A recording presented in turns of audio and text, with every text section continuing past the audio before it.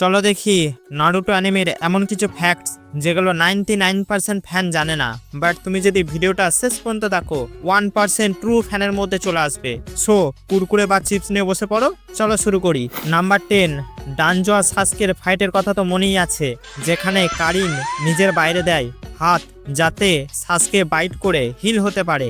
তখন তোমরা এটা নিশ্চয়ই খেয়াল করেছো, যখন কামড়ায় তার হাতে আরো গোল গোল দাগ ছিল।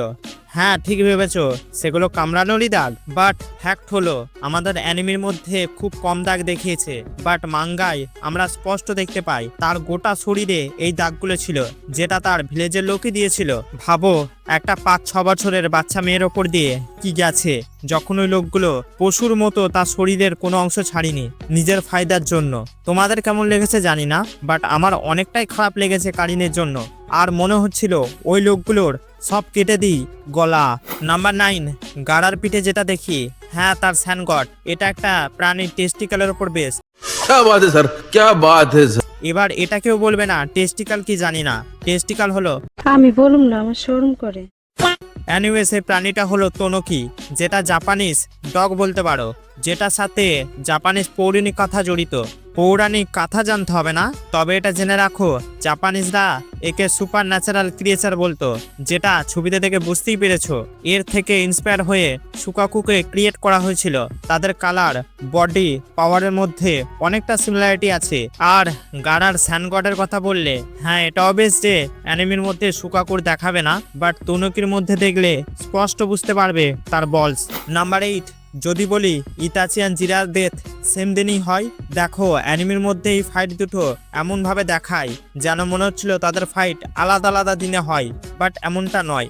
যেদিন জিরায়া আর পেনের ফাইট হয় সেদিন জেৎসু তাদের ফাইট দেখছিল, অ্যান্ড জিরায়া যখন মারা যায় জেৎসু পেনকে বলে সে অন্য একটা ফাইট দেখতে যাচ্ছে, সেটা ইতাচি আর সাসকের ফাইট ছিল। আর এই দুটো ফাইটের টাইম ডিফারেন্স ছিল 1.5 থেকে 2 ঘন্টা। তাই নারুটো ফ্যানেরা একই দিনে দুটো লেজেন্ডারি ক্যারেক্টারকে হারায়। নাম্বার 7, এই ফ্যাক্টটা শোনার পর তোমার কিসিমোটো সেন্সের জন্য রেসপেক্ট বেড়ে যাবে আমাদের নারুটো রাইটর। কারণ নারুটো অ্যানিমের এক একটা চ্যাপ্টার ড্র করতে 1 মাস সময় লেগে যেত, আর তিনি 700 খানা চ্যাপ্টার বানিয়েছে। তাই বুঝতেই পেরেছো তার টাইম শিডিউল কতটা বিজি ছিল। আর এটা আরো বাড়তে শুরু করে যখন নারুটো মাঙ্গা পপুলার হতে শুরু করে। তার একদিনে ছুটি পাওয়া মুশকিল ছিল, তাই তিনি নিজের হানিমুন 10 বছরের জন্য পোস্টপন করে দিয়েছিল। ভেবেছো নিজের কাজ নিয়ে কতটা প্যাশনেট ছিল। এমনি এমনি নারুটো একটা মাস্টারপিস হয়নি। নাম্বার 6, নারুটো সিরিজ ফ্যানেদের কেন এত পছন্দ? অ্যানিমের মধ্যে থাকা নারুটো সাসকের রাইভেলরির জন্য। বাট শুরুতে কিশিমোটো স্যার সবার রাইভেল ঠিক করে নারুটোকে ছেড়ে, বাট পরে ভাবে না, মেন ক্যারেক্টারকে একটা রাইভেল দেওয়া উচিত, দিয়ে সবার প্রথম নারুটো রাইভেল হিসেবে কিবাকে চুজ করে। ভেবেছো কোনো মানে হয়? যাকে নারুটো তার ফুসকি বম দিয়ে হারিয়ে দিচ্ছিল তাকে নারুটো রাইভেল ঠিক করেছিল, বাট পরে প্ল্যান ড্রপ করে নারুটো নতুন রাইভেল ঠিক করে সাসকেকে। নাম্বার 5, তোমরা কি জানো তিমারি শিকামারুর থেকে 3 বছরের বড়? বিশ্বাস হচ্ছে না তো? তবে এটাই সত্যি। যখন দুজনকার ফার্স্ট টাইম দেখা হয় চুনিন এক্সামে, তখন তিমারির একটু বড় বড় লাগছিল বয়স। তখন তিমারি 15 বছরের ছিল অ্যান্ড শিকামারু 12 বছরের। আর শিপুডনে যখন দুজনে একসাথে ঘুরছিল আর মনে মনে কিছুটা ইন্টু পিন্টু চলছিল, তখন শিকামারুর বয়স ছিল 17 অ্যান্ড তিমারির 20। এসব ছাড়ো, আমি আজ থেকে শিকামারুর অনেক বড় ফ্যান, কারণ he is old lady lover bro. Number 4, তুমি নারুটো অ্যানিমের এমন দুটো ক্যারেক্টার নাম বলো যাদের কাছে ট্যালেন্ট তো কিছুই নেই, বাট নিজের প্রতি ফুল বিশ্বাস আছে যে পরিশ্রম করে ট্যালেন্টকে বিট করে দেবে। হ্যাঁ ঠিক ধরেছো, মাইট গাই অ্যান্ড রকলি, যারা আমার মতো অনেক ছেলেদের ইন্সপিরেশন। কিন্তু ফ্যাক্ট হলো এই দুজনকে মাসাশি কিশিমোটো স্যার লেজেন্ডারি অ্যাক্টর ব্রুসলির বেশি ক্রিয়েট করেছিল।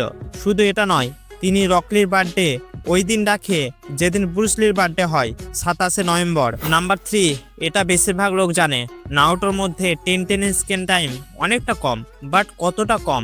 এই সোয়ারটা দেখছো, যার নামটা ভুলে গেছি, এই সোয়ারের বাচ্চাটার থেকেও, দাঁড়াও ভুল সাউন্ড হচ্ছে, এই পিক সনটার থেকেও স্ক্রিন টাইম অনেক কম ছিল। নাম্বার 2, একটা মজাদার ফ্যাক্ট হলো গাড়ার যত কমরেড ছিল নারুটো, সাসকে, শিকামারু সবার বিয়ে হয়ে যায়। আমরা এটা জানি, বাট তোমরা কি জানো গাড়ারও দেখাশোনা চলছিল? কারণ স্যান্ড ভিলেজের কাউন্সিলের সব বড় বড় লোক চিন্তায় ছিল যদি গাড়ার কখনো ছেলে বা মেয়ে না হয় তাহলে ফিউচার কাজের জন্য লিভ ভিলেজ থেকে শিকামারুর ছেলেকে আনতে হবে, কারণ তিমারি গাড়ার বোন ছিল। তাই গাড়ার অ্যারেঞ্জ ম্যারেজ হতে যাচ্ছিল এবং তার একটা মেয়েকে ভালো লেগে গেছিল যার নাম ছিল হাকুতো। বাট বিয়ে হবে শুনে মেয়েটা পালিয়ে যায় তার লাভারের সাথে, আর গাড়া এতে একটু অবাক হয়নি, কারণ জোর করে বিয়ে করার ইচ্ছা তারও ছিল না। আর ফাইনালি ফ্যাক্ট নাম্বার 1, যদি জিনিয়াসের কথা বলি তাহলে সবার প্রথম কাকাশি, ইতাচি, মিনাটোর কথাই আসে। সাসকের নাম একটু পরে আসে, কারণ যে ভিলেজকে বাঁচানোর জন্য ইতাচি এত কিছু করে তাকেই ডিস্ট্রয় করতে যাচ্ছিল।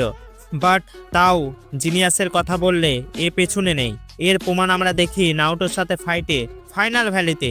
আমরা এটা জানি নারুটো কোন জিনিসটাই সব থেকে বেশি এক্সপার্ট, শ্যাডো ক্লোন জুৎসু, যার সাহায্যে ফাইটে এক্সট্রিম লেভেলে চলে যায়। বাট ফাইটের মধ্যে ভালোভাবে খেয়াল করলে দেখতে পাবে নারুটোকে সাসকে ফাইটের মাঝে হ্যান্ডসাইন বানাতেই দিচ্ছিল না, যাতে সে শ্যাডো ক্লোন না বানাতে পারে। এটা অ্যাভয়েড করছিল লিটারালি হাত ধরে ধরে।